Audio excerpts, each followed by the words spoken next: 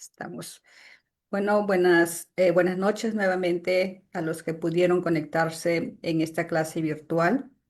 Estamos haciéndolo todos los jueves para aprender más, pues, de nuestra historia y sobre todo de acontecimientos que marcaron un cambio, ¿no? En nuestro pasado. Uno de ellos, pues, es la rebelión de Tupac Amaru. Entonces, hay muchas cosas que se han dicho y hay muchas cosas que no se han dicho. Entonces, se hace ahora, se está tratando pues de nuevamente reeducarnos y usando las herramientas que tenemos hoy en día, que es la tecnología, pues estamos nuevamente reeducándonos.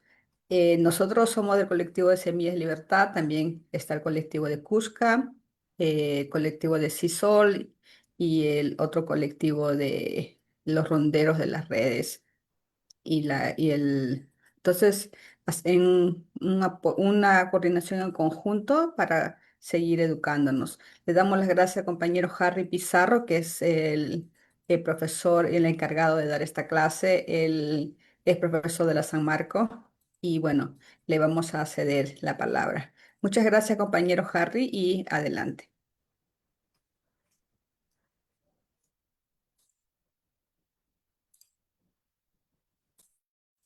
Gracias, Mávila, gracias a todos los presentes. Y bueno, gracias también por la espera. Por el adelanto, la sesión igual va a ser grabada, así que no habría problema en esto. Eh, Vamos a continuar un poco casi donde nos quedamos la sesión pasada, en que hablamos ya de el ambiente general, ¿no? Los datos generales en torno a la rebelión de José Gabriel Condorcanqui Topamar. Y ahora en los minutos que nos va a tocar vamos a un poco reflexionar sobre el distinto carácter que tuvo la rebelión, que se dice rebelión porque lamentablemente fue pues derrotada por las tropas leales al viejo orden, ¿no? No así sea borbónico, pero como ya hemos conversado y vamos a señalar ahora, tuvo caracteres de revolución. Dicho se pasa, una revolución irrepetible hasta la actualidad. Por eso señalo que es, es inclusive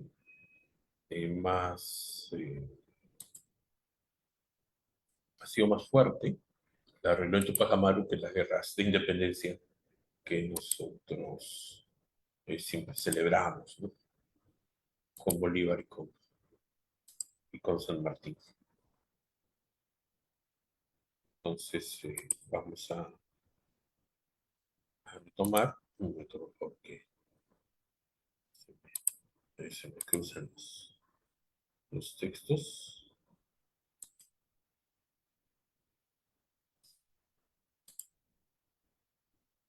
Listo. Creo que aquí más o menos nos quedamos. Como señalamos anteriormente, el valor de la rebelión de Tupac Amaru fue impulsada por la resistencia hacia la injusticia social en su determinado contexto, más que un levantamiento, más que una simple rebelión, fue un movimiento pionero en abogar por la equidad social y los derechos humanos.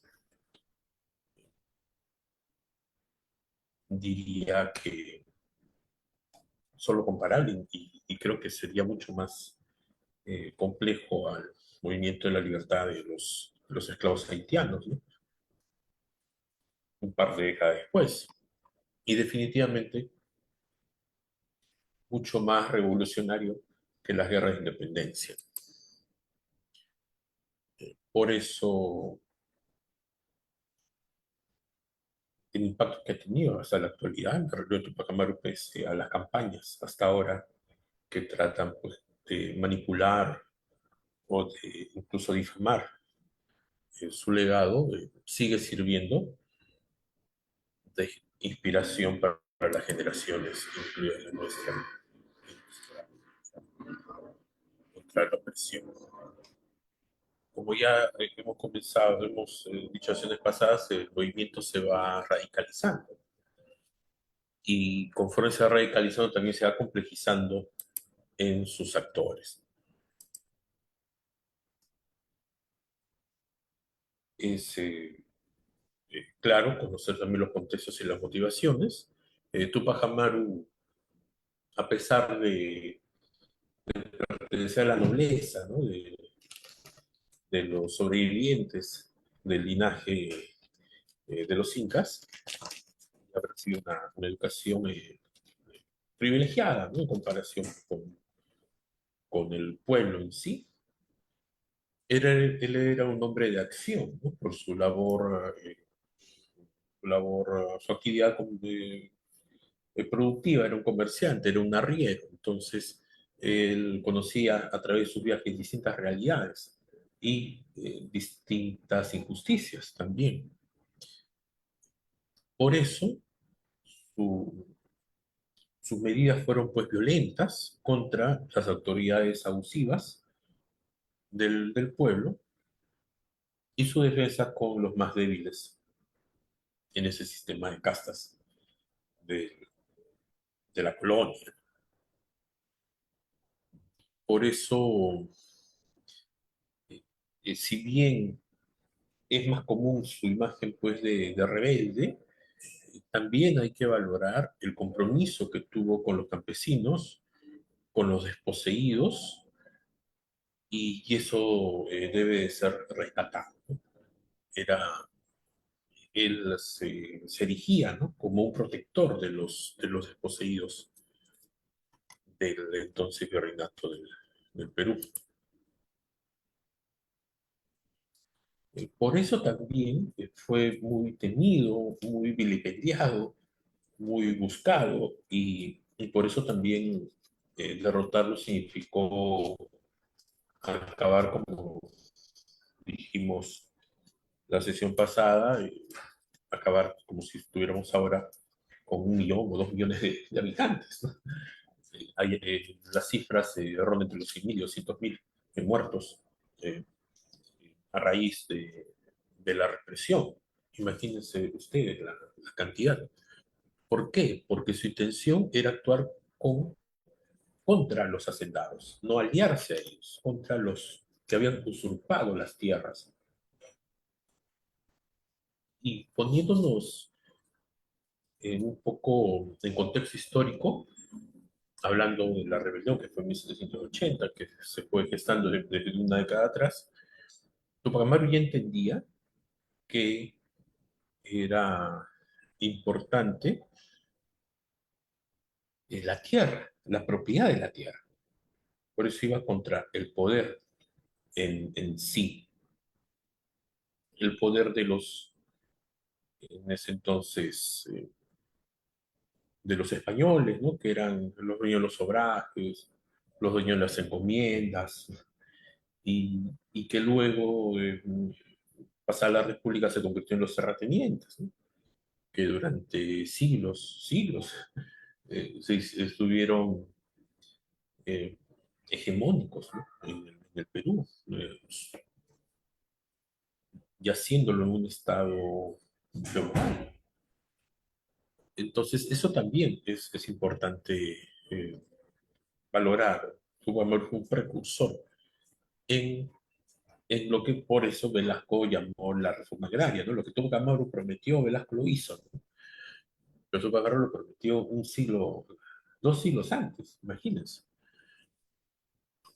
Eso, eso también es importante señalar. Y aunque pues por tener, digamos, un gran frente de lucha, ¿no? Unir a todos los desposeídos o a todos los desplazados, eh, lo llevó pues a también aliarse con criollos, la mayoría pobres, pero que querían liberarse del yugo español, eh, limitó pues su enfoque inicial, que era una reforma total de la tierra. Aún así, el proyecto que tuvo Tupac Amaru fue emancipador, fue centrado en las capas más pobres de la nobleza india colonial. Fue, como dijimos, un precursor de la reforma agraria. Por eso, a medida que avanzaba la insurrección y se transformaba pues, en una revolución, Tupac Amaru adoptó una política agresiva contra el sistema virreinal, lo que provocó el temor entre las clases dominantes, entre la alta burguesía de la época, bueno, sería más que la burguesía, la alta nobleza, ¿no? De la época, incluidos los que sí tenían todos los reconocimientos descendientes de los incas, ¿no? Es decir, de las panacas. En el Cusco, recordemos, Huacagua fue uno de sus principales perseguidores,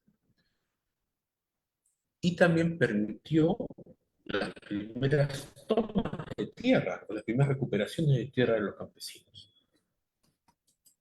Ese dato también a veces no se menciona, ¿no? Por eso, tras el fracaso de las conspiraciones criollas, Tupac Amaru expande su campaña hacia el altiplano, y bueno, el punto de inflexión fue la toma del Cusco, como bien sabemos. Es un poco para entrar en conexión con la sesión pasada. Y la gran pregunta, ¿no? La gran pregunta que se hacen incluso los políticos de ahora, la gran mayoría de políticos de ahora, y por ejemplo, no logran entender pues el apoyo que tuvo y sigue teniendo, ¿no? El presidente Castillo, como ejemplo, es cómo logró Tupac Amaru conectar con las masas oprimidas en su movimiento, ¿no? Esa es la gran pregunta, ¿no? ¿Cómo sintonizar con, para que las clases populares te apoyen? Pues bien, para ese tipo de liderazgos, ahora que tanto hablamos que no hay líderes, etcétera, se requiere, ¿no? Bien señala Juan José Vega, esta conexión genuina con las experiencias y las luchas de la gente a la que busca representar en sí. En resumen, tiene que venir del pueblo, ¿no? Tupac Amaru, pese a su condición de noble, ¿no? Aunque, digamos, era de la baja nobleza, ¿no? Era cacique, ¿no? Él pudo, por vivir, como se decía en esa época, vivir como viven los indios, ¿no? Conocer de primera mano, sufrir de primera mano también las injusticias, ¿no? Que él también tuvo, actuar como protector de ellos. Se señala que él, entre otros sus problemas económicos, era porque él asumía las deudas de los más necesitados, ¿no? Asumía el tributo de los más necesitados. Entonces, esa conexión diáfana, esa conexión clara, material, ¿no? Es decir, reflejado en los hechos, fue lo que fortaleció su liderazgo. Y eso también es importante, ¿no? Más allá de denominarse Inca, porque muchos se denominarían Inca, ¿no?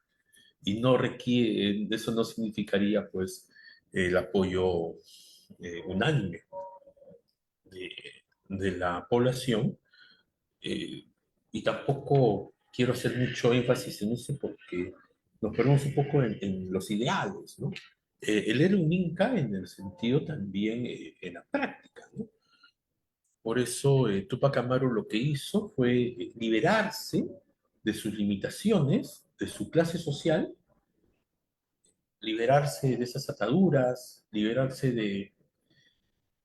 Bueno, si él no se hubiera revelado, no, él hubiera tenido una vida tranquila, ¿no?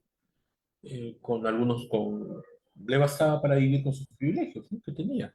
Él se arriesga todo eso y expuso de manera claras las injusticias que enfrentaban las comunidades poseídas.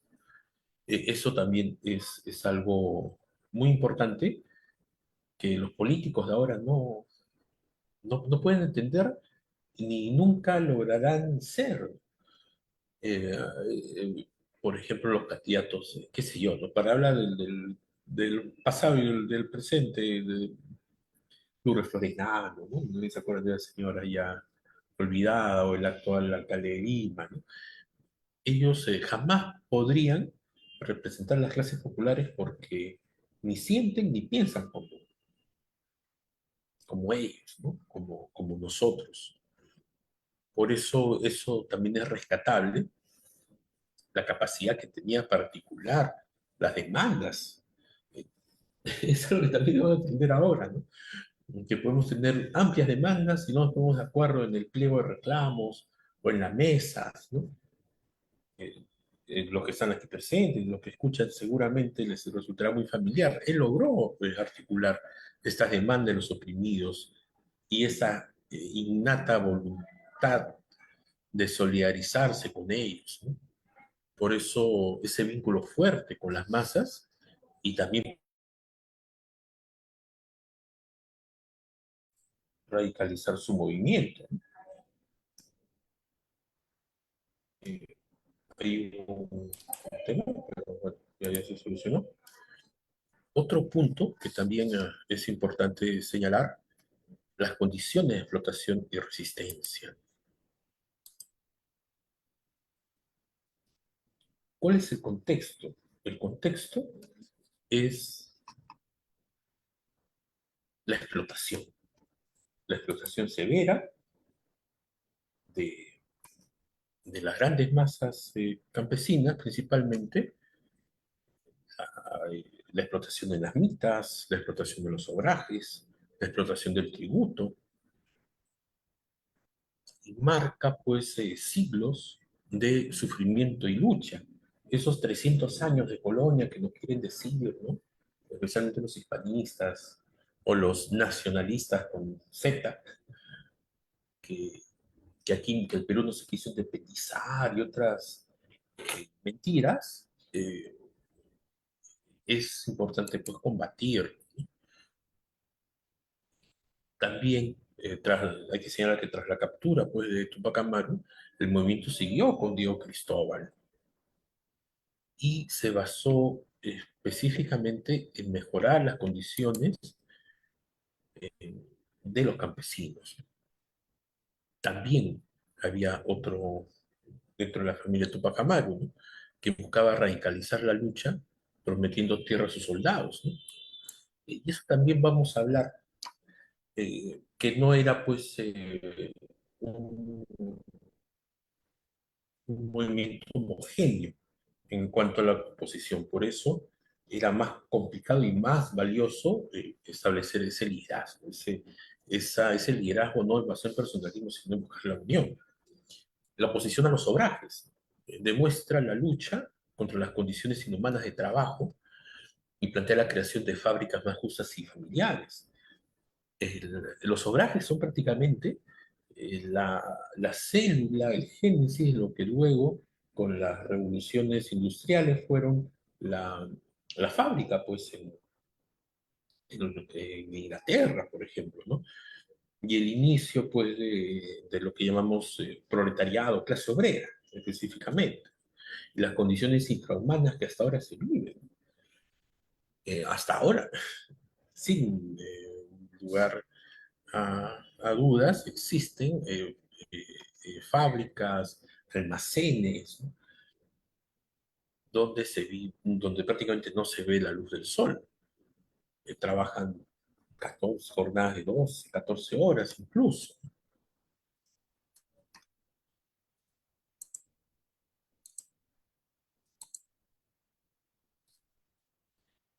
El punto también que se señaló anteriormente, ¿no? La mitad de Potosí, este, ese trabajo obligatorio que condenaba a la muerte, ¿no? Y a a grandes masas. Millones murieron en Potosí a lo largo de los siglos. esta lucha de Tupac Amaru por la abolición de la mita, que dicho sea de paso, en la guerra de independencia se anularon y se lograron y a- se volvieron a imponer, ¿no? En estas luchas eh, entre, entre los mismos patriotas, ¿no? que, que fracasaron ya al momento de la Convención de la República de integrar, de unir, ¿no? a la gran mayoría de la población. Esta abolición de la explotación ya inhumana es también una búsqueda por un futuro más humano y equitativo. Por eso señalo que son luchas que son muy actuales, ¿no? ¿Qué era al final la lucha? La lucha era un sistema que obligaba, pues, como señalé, a los indígenas a trabajar en las minas de Potosí principalmente, también habían otras, ¿no? En Castro Virreina, por ejemplo, ¿no? Todo lo que era eh, el azogue mercurio y la plata, ¿no? Ambos minerales importantes pues, para la producción de estos lingotes, y el oro también. Eran condiciones inhumanas, esperanza de vida 25 años, lo que resultó en un sufrimiento extremo y la pérdida, como señalé, de millones de personas.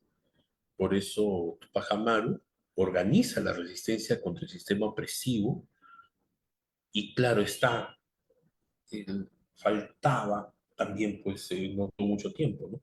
En rebelión, el- como señalamos en la sesión pasada, articular el, el plan máximo, ¿no? Es decir, un plan económico que reemplace a este sistema extractivista, que dicho sea de paso, es una tarea que hasta ahora tenemos que resolver, ¿no? Seguimos siendo, como en las épocas de Potosí, un país extractivista y dependiente de explotación de recursos primarios.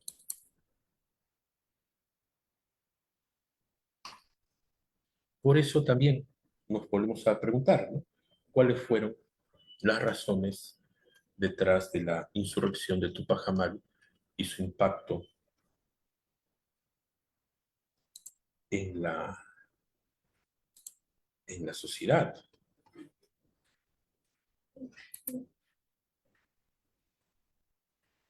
La lucha, la insurrección de Tupac Amaru sigue siendo un signo de resistencia y, como señalé, de recordatorio, ¿no? De la importancia de los derechos de los pueblos originarios, de los pueblos autóctonos, de los pueblos indígenas. En sí, el movimiento Tupac Amaru fue el que reflejaba el descontento de las comunidades contra la opresión colonial. Este levantamiento no solo se centró en cuestiones agrarias, es decir, no solo se centró en la propiedad de la tierra, sino que también criticó las bases de este sistema colonial totalmente injusto, incluyendo los obrajes, incluyendo la mita. Por eso sigue dejando una huella profunda en la conciencia social de América Latina y en la memoria. Eso también es importante eh, señalar, que no solo fue un levantamiento militar, sino fue un intento claro, programático, de cambiar las estructuras sociales y económicas que oprimían a las clases más desfavorecidas. Y toda esa gran documentación del siglo XVIII en torno a la rebelión de Tupac Amaru, hay miles de páginas que ya voy a ir subiéndolas ahí en el Classroom para los que quieran leer, reflejan esa visión clarísima de las metas de este movimiento que también fue un movimiento anticolonial y precursor para la época. Por eso cuando se habla, ¿no? Del colonialismo por un lado, ¿no? Del soberanismo por otro lado, todo eso ya lo integraba Tupac Amaru allá por 1780. Eso también es importante señalar. Y, y provocó en el Perú distintas rebeliones. Por ejemplo, la rebelión de los esclavos negros, bueno, o esclavos africanos, afrodescendientes, ¿no? Si bien fue contemporánea, especialmente en la zona norte de Lima, Chancay, ambas, no se puede articular, pero ambas fueron pues el mismo periodo.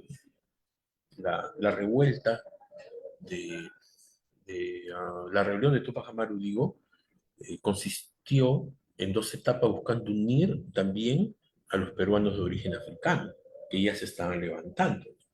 Aunque la base, el centro de Tupac Amaru fue los arrieros, los pequeños comerciantes, eran los que jugaban un papel crucial en el tema de la logística, los pertrechos, ¿no? Y la base fue la gran masa campesina.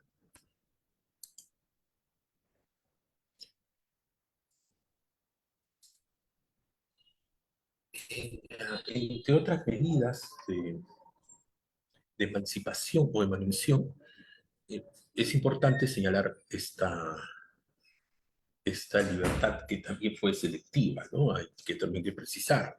Proclamó la libertad solo para esclavos españoles, no proclamó la libertad para los esclavos de los criollos, por ejemplo, ¿no? Porque en ese momento, en teoría, buscaba pues su alianza que, como sabemos, no prosperó. Quizás fue un error dentro de la campaña. El- Aquí el objetivo estratégico era neutralizar a, a la élite, ¿no? Que eran pues los españoles. La rebelión también, eh, dentro de su evolución, eh, aceptó a los esclavos fugados, independientemente de su amo, reflejando un cambio en la estrategia donde la utilidad táctica, ¿no? Se volvió crucial. Y como señalé, ¿no? Tras la ejecución de José Gabriel Condorcanqui, Diego Cristóbal Tupac Amaru intensificó la lucha social y la necesidad de liberar a todos los esclavos.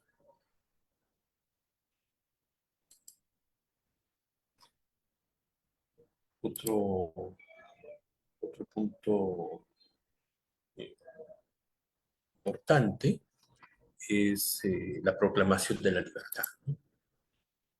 Recordemos que la libertad, la emancipación recién se plasmó allá por 1850 y algo, ¿no? A través de Ramón Castilla, es decir, casi un siglo después, ¿no? Por eso también es importante señalar estos puntos. A través de Diego Cristóbal, eh, ya muerto Tupac Amaru, se emitió un bando que otorgara libertad a todos los esclavos que se unieran en la lucha rebelde, en un acto de importancia, ¿no? En la historia de la libertad, inclusive en la historia universal de la libertad. Pero a pesar de los avances, la rebelión tupacamarista no logró extender ese mensaje de clave a todas las regiones, dejando a comunidades sin acceso a la liberación prometida, especialmente en la costa. Pero, como señalé, es un precedente antiesclavista, ¿no? La liberación de los esclavos afrodescendientes en los Estados Unidos, por ejemplo, fue también casi un siglo después, ¿no? Inclusive después de que se haga en el Perú, ¿no? Y a raíz pues, de esta lucha entre el norte y el sur, ¿no? Dentro de la guerra civil.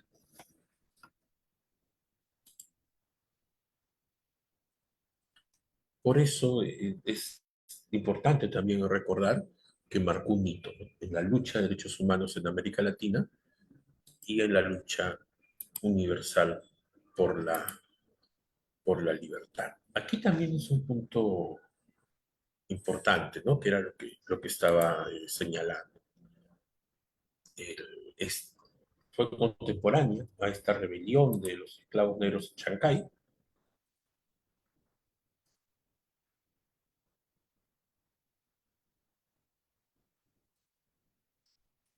Un momento, por favor. Los pequeños comerciantes, que eran los arrieros, los buhoneros, que eran fundamentales en la sublevación, en el tema, pues, de logística y también de estrategia. A pesar de su situación económica precaria, esos comerciantes contaban con el apoyo de exenciones fiscales otorgadas por el Inca, ¿no? Es decir, por Tupac Amaru. Río Cristóbal, que era uno de los líderes de la revuelta, se alió con varios de ellos, lo que sugiere pues una conexión política. Las quejas contra los cobros indebidos a las gateras, que eran las vendedoras del mercado, reflejan la corrupción y la explotación que sufría.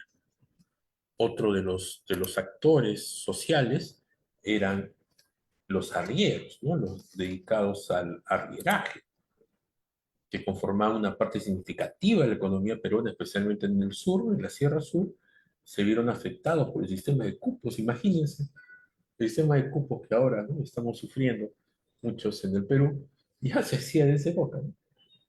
Y la obligación de participar en el reparto de mulas, que eran pues la herramienta de trabajo, ¿no?, para los arrieros, lo que generó descontento entre ellos.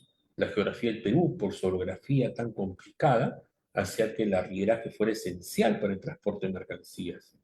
La abolición de los gravámenes virreinales permitió una mayor fluidez en el comercio, lo que incentivó a más arrieros unirse a la lucha.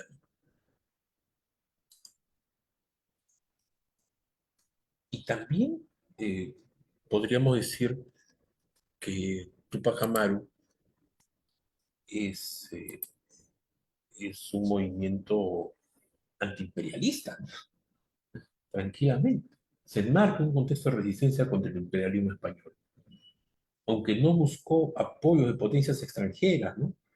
Pese a lo que algunos pseudo historiadores señalan, ¿no?, que era parte de una conspiración británica y otras tantas tonterías.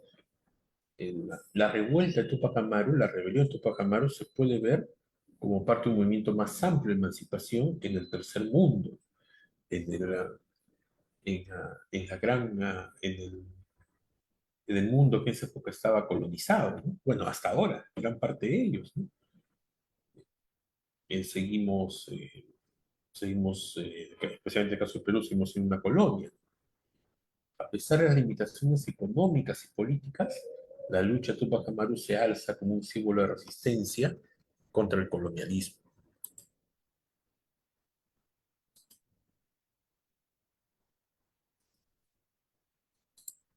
También es importante señalar las luchas por la justicia y la ideología política de Tupac Amaru. Es muy complejo hablar de esto, está entrelazada por las condiciones socioeconómicas de la época. La sublevación no solo fue un levantamiento militar, sino también, como señalé, fue un intento de acabar las estructuras sociales y económicas que oprimían las clases más favorecidas.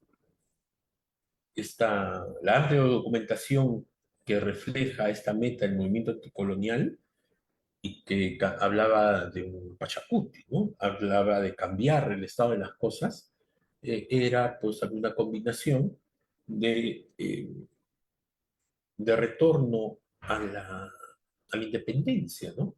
Que reflejaba también el retorno al Incario y a las épocas de abundancia, a las épocas de paz, ¿no? Pero con las condiciones actuales, ¿no? Eso es también importante, o las condiciones de su tiempo, ¿no? Como digo, eso también es importante señalar.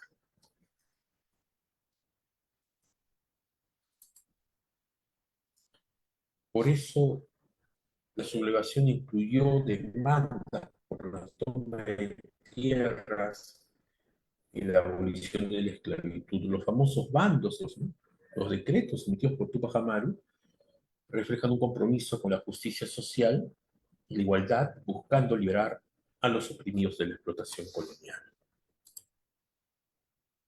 Por eso es también importante señalar que la insurrección de Tupac Amaru se transformó en una revolución compleja, impulsada por las masas que buscaban reivindicaciones históricas. La violencia y la desesperación de las clases oprimidas llevaron a un estallido de tensiones que superó las intenciones iniciales, incluso de los líderes del movimiento, ¿no?, dando lugar a diversas posturas autonomistas en distintas provincias que luego mencionaremos, ¿no? Eso también es importante señalar, ¿no? Los denominados separatismos. Y finalmente hablaremos de los líderes y de las facciones que estuvieron presentes en la rebelión. Digo, para culminar la sesión de hoy. La insurrección en sí fue liderada por caudillos plebeyos que a través de su valentía y capacidad formaron fuerzas propias. Estos líderes, como Tupac Katari, Bolivia, ¿no? A menudo presentaban planes sociales que chocaban con los de Tupac Amaru, ¿no? Tupac Katari, por ejemplo, conocido por era más bien díscolo, ¿no? Diríamos que se podría también llamar cruel, fue destituido en varias ocasiones debido a su comportamiento autocrático. A pesar de sus intenciones, su enfoque radical y a veces errado o errático, como el racismo, ¿no? Hacia otros grupos, lo llevó a intentar desplazar inclusive al mismo Tupac Amaru en el mando, ¿no? O sea, como señalamos también, para variar, existían facciones al interior, ¿no? Incluido por las regiones. Sin embargo, la situación se complicó con la aparición de otros caudillos, en su mayoría iletrados, ¿no? Que adoptaron una política destructiva. Conocidos son Simón Castillo, Pascual Algarpita, que perpetraron masacres indiscriminadas, mientras que otros, como Ramón Cesenarro, promovieron pues el extremismo. También hubo nihilistas, como Isidro Mamani, que destruyeron la infraestructura productiva andina, perjudicando la insurrección. A pesar de esta diversidad de líderes, muchos se convirtieron en señores autónomos en sus regiones, como Diego Quispe, mientras que otros, como Nicolás Zanca, se dejaron llevar por el saqueo. Eso también es importante entender, ¿no? Que la rebelión fue derrotada no solo pues, por la superioridad en armas, ¿no? En logística del, de los realistas, sino porque al interior se habían desatado todas las contradicciones del Perú. El Perú nunca, hasta ahora, ha sido pues una región heterogénea. Siempre ha habido disputas internas como la que acabo de señalar y luego vamos a ver, quizás con un poco más de detalle y cuando estuve leyendo esa parte del libro, es, podría decir que casi nada, poco nada ha cambiado dentro de de nuestras luchas internas y que más bien el valor de Tupac Amaru era que pese a todas esas diferencias, él trataba de unir, porque al final lo que nos unía a todos era nuestra condición de explotados. Por eso podríamos hablar que Tupac Amaru armó un frente pluriclasista. Eso también es importante señalar.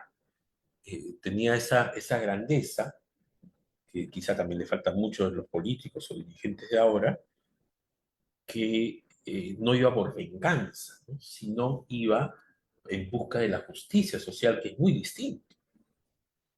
Tupac Amaru al colgar a corregidores, a nobles, a generales españoles, militares españoles, no lo hacía porque eran blancos, no lo hacía porque quería sus tierras, no, él lo hacía porque era una justicia popular, él lo hacía porque eran enemigos de clase. Eso también él lo hacía porque eran los grandes abusadores del pueblo. Eso es algo que también deberíamos de rescatar de Tupac Amaru. Y aquí, justamente, quería señalar los problema de Tupac Amaru empezaron desde el inicio mismo de la insurrección, debido justamente a ese país tan heterogéneo que tenemos y a los odios sociales existentes, porque no es solo un odio hacia sí, es un odio de clase, eh, de, del blanco hacia todos los demás, y que lo cual nos debería unir para enfrentarnos a uno solo, en este caso del blanco criollo español, el dueño de las haciendas, etcétera, y el que cobraba los tributos, el que llevaba a los jóvenes a las mitas, a las minas, el que abusaba de las mujeres, ¿no? A ese, ¿no? A ese perfil, esa clase social. Sino que también por ese sistema colonial de castas, había también un odio entre castas. El odio del, del indio al mestizo, ¿no? O del mestizo al indio, del, del mestizo con el esclavo, ¿no? Esas grandes divisiones que incluso hasta ahora persisten, que es algo que tenemos que estudiar, ¿no? Y que no es de ahora, sino es una de las secuelas, las consecuencias de esta herencia colonial que tenemos. Esta, esta, esta, eh, esta furia, ¿no? Esta, todo, pues, todas esas injusticias acumuladas durante siglos por el racismo de las clases dominantes generó pues este ambiente hostil, ¿no? La conspiración enfrentó la dificultad de unir a individuos de diferentes colectividades, cada uno con sus propias reivindicaciones y conflictos internos. El Perú de la época, tal cual como en la actualidad diríamos, claro, con sus características, presentaba una compleja mezcla de sistemas económicos, desde el que diríamos el comunismo originario, ¿no? de las comunidades campesinas, hasta el esclavismo negro, el feudalismo agrario, ¿no? Esa diversidad junto con un doble colonialismo que hasta ahora existe, porque la República de Blancos, la República de Indios existe hasta ahora, ¿no? Esta vez la República de Blancos es el Estado peruano, que tiene preso al presidente Castillo, que intenta dar un poco de justicia ahora con la liberación de Betsy Chávez, aparente, ¿no? Pero a la par también hay una república de indios, ¿no? Las comunidades campesinas, que están en lucha por sus tierras, están en lucha contra la minera, están en lucha contra ahora el sicariato, ¿no? Y en muchas partes del Perú, el presidente de la comunidad campesina tiene mucho más poder, ¿no? que el alcalde provincial o el alcalde distrital. Hasta ahora existe esa división colonial y no hay luces de integrar, ¿no? Integrar en el sentido que el poder popular asume el poder oficial, que es otro punto. Esa diversidad, ese doble colonialismo, complicó más la situación de la rebelión. A pesar de esos desafíos, Tupac Amaru durante varios meses logró unir a diversos sectores, desde los doctores limeños, ¿no? Simpatizantes eran los jóvenes de Unanue, ¿no? Baquíjano, y todos estos de la sociedad amantes del país, ¿no? Hasta las tribus de las selvas, que también, recordando a Juan Santos Atahualpa, ¿no? De la región de lo que es ahora lo que conocemos el Antisuyo, ¿no? La selva del Cusco, ¿no? También se unieron a la lucha. Ese es el gran valor de Tupac Amaru, ¿no? Formó un frente pluriclasista, multirracial, contra un enemigo común que era España, que era el imperio. Pero claro, había una, una gran heterogeneidad, ¿no? de los extremistas, los revolucionarios, ¿no? No es una frase despectiva, dicho sea paso, es lo que usa Juan José Vega, ¿no? En el sentido que buscaban, pues, liberarse del yugo español, ¿no? No puede ser algo más extremo que eso, a eso me refiero. Y aquí están los 5 grandes grupos que existían y que Juan José Vega identifica. a través de los documentos, a través de la historia, ¿no? En primer lugar, eh, inclusive estos extremistas están de un extremo a otro, ¿no? Dentro del movimiento. Los racistas, los que buscaban eliminar físicamente y culturalmente a todo lo que no fuera autóctono, todo lo que no fuera indígena. Es decir, quemar todas las iglesias, exterminar a todo blanco, a todo español, me refiero, a todo mestizo, a todo cristiano, y, y esa era la posición, ¿no? Era una posición racista. La otra posición eran los nihilistas, que como forma de venganza destruían todos los medios de producción, es decir, destruían, se oponían al obraje y destruían el obraje, ¿no? Incluido las herramientas, incluido los ingenios, ¿no? Incluido el molino, por ejemplo, ¿no? De las haciendas. Ese era su actuar, muy similar, digamos, por ejemplo, a lo que hizo Cisneros, ¿no? Cuando iba a las SAIS de la época, ¿no? Que eran estas haciendas cooperativistas que instauró Velasco, ¿no? Eh, Sacrificaban a las vacas, Holstein, incendiaban los tractores, ¿no? Volaban las torres. Eh, y bueno, hay bastante similitudes en las acciones, ¿no? Estaban también los comunitaristas, que anhelaban la justicia social inmediata sin considerar alianzas, es decir, alianzas interclases. Decían, no es necesario aliarnos con los mestizos, no es necesario aliarnos con los esclavos africanos, no es necesario aliarnos con, con los, ni mucho menos con los criollos, ¿no? Sino que buscaban sus fines específicos. En este caso, eh, recuperar sus tierras, por ejemplo. Estaban también los anarquistas,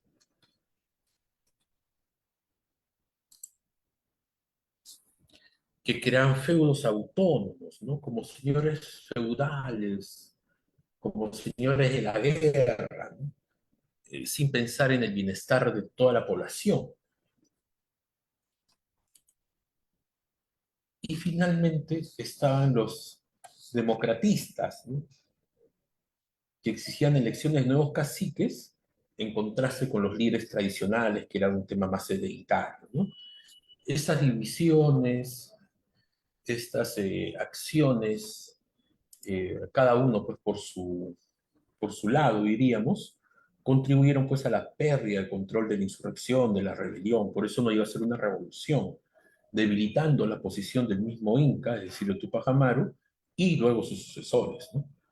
Si a esto le sumamos la falta de fuerza militar y la incapacidad para avanzar hacia el Cusco, se llevó pues al fracaso y la ruptura del movimiento revolucionario. Eso también creo que era importante señalar para la sesión de hoy. Y bueno, aquí culminamos y bueno, pasamos a una brevemente ronda de preguntas, ¿no? Y luego ya el siguiente jueves continuamos con José Vega y empezamos con, con el texto que también voy a subir al Classroom de Emil Ochoa.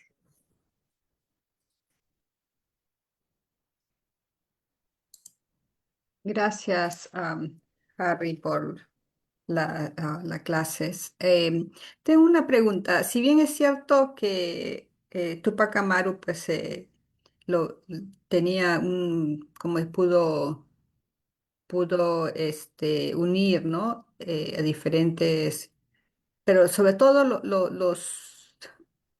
los indios o la gente lo reconocía como el Inca, ¿no? O sea, había eh, ese respeto, y a los sucesores, que ¿también cumplían esa función? O sea, ¿también se declaraban como incas o? nomás cogían como parte de liderazgo de la revolución que es. Sí, sí, también tomaban los nombres, pero claro, ya sin la figura de Tupac Amaru, pues el movimiento estaba más condenado a la resistencia que al triunfo, ¿no? Y también es el otro punto, ¿no? Que hay que señalar. El título de Inca eh, está bien tomarlo, o se tomó o lo tomó muy bien de José Gabriel, pero la sociedad, la comunidad, ya no era la misma, pues, eh, que antes de allá de los españoles. También había sufrido cambios, había sufrido transformaciones, habían conflictos, inclusive conflictos entre los mismos pueblos, ¿no? Que hasta ahora lamentablemente pasa. Yo recuerdo haber estado hace ya un tiempo en una comunidad que se dividía también en Hananjuri, ¿no? Y por diversos litigios, problemas, el día de la fiesta del pueblo, de la parte sur o la parte baja, les cortaron los suministros de agua, los canales, les bloquearon los canales, etc. Ese antagonismo que yo lo asocio a la herencia colonial, ya había hecho mella pues en estos siglos, ¿no? Casi 3 siglos, ¿no? Desde, bueno, 2 siglos y medio de la insurrección de Tupac Amaru, ¿no? De la llegada de los invasores a la sublevación. Por eso que Tupac Amaru muy hábilmente juntó ambos, ¿no? Juntó el, el, la- el querer retornar al pasado, ¿no? De abundancia, de un Estado benefactor, ¿no? También pues imperialista, ¿no? Como es el Tahuantín suyo, rescatar lo positivo, pero también para los nuevos tiempos, ¿no?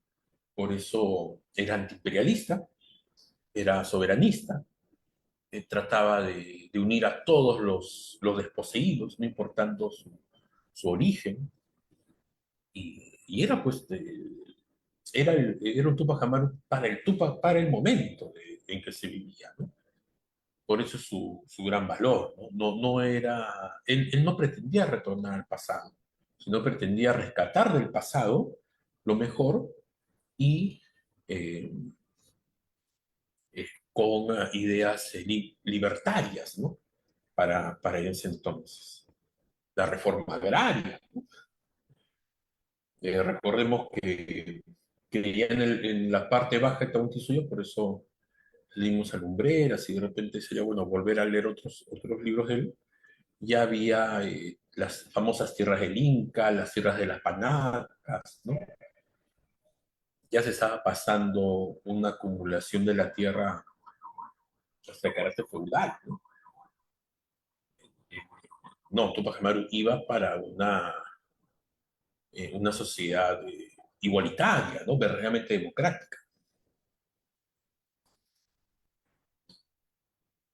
con él como una figura de Inca, pero una especie de protector, ¿no?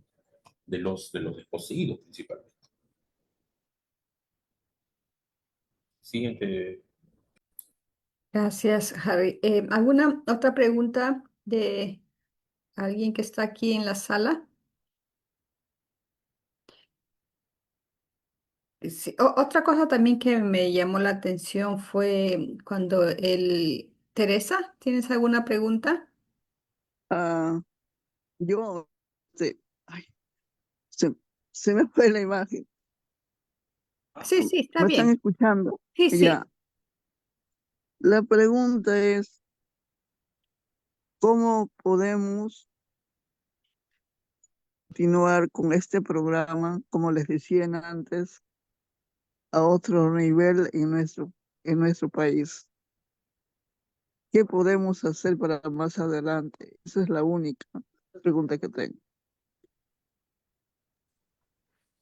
Gran pregunta, Teresa. Si en verdad la supiera, daría mi vida, ¿no? Pero creo que hay que aprender de nuestra historia, ¿no? Aquí el valor de Tupac Amaru, y por eso, por no decir prácticamente toda la población, en el sur específicamente, hay que ver también las coincidencias, lo apoyó pese al genocidio que representó el ataque español, pese a que también hubieron bandos dentro de su ejército, ¿no? Que actuaban por su cuenta. El valor de Tupac Amaru fue tener un proyecto para todos. Y eso creo que debemos de aprender en la actualidad. Y el otro punto importante es que la rebelión de Tupac Amaru te daba un futuro. Él, como el hábil estadista que fue, ¿no? Estratega que fue, él recuperaba lo mejor del pasado para afrontar este presente, para enfrentar este presente y enfocarse y mirar al futuro. Ese creo que fue el gran aporte de la rebelión de Tupac Amaru y de él, y también sus aliados, Miquel Bastidas, ¿no? Que deberíamos de aprender, ¿no? Especialmente en esos momentos que estamos tan divididos, que estamos en teoría casi alegrándonos por algunas migajas de justicia, ¿no? En que vemos todo muy distante. eh, el, el legado de Tupac Amaru es eso, ¿no? Pensar también en que otro mundo es posible. Si viéramos lo que afrontó Tupac Amaru, la gran ansiedad que afrontó con la actual, diríamos que en su época fue mucho más complicado, ¿no? Mucho más complicado. La iglesia tenía un gran poder, ¿no? A él lo excomulgaron y eso significaba inclusive dentro de sus huestes que mucha gente no quisiera apoyarlo, ¿no? O tuviera temor. El, sí, yo diría que ahora es una situación menos problemática, ¿no? Que la de Tupac Amaru. Yo buscaba grandes cosas, ¿no? Buscar la emancipación de la corona española. Eso es lo que nosotros deberíamos de apuntar, ¿no? Apuntar en un futuro, en una esperanza de un futuro que realmente cambie la situación, no solo quién se postula para la selección del otro año, no ese cortoplacismo y no buscar una solución total a nuestra realidad, ¿no? Creo que esa es también otra lección que debemos de tener de esta rebelión.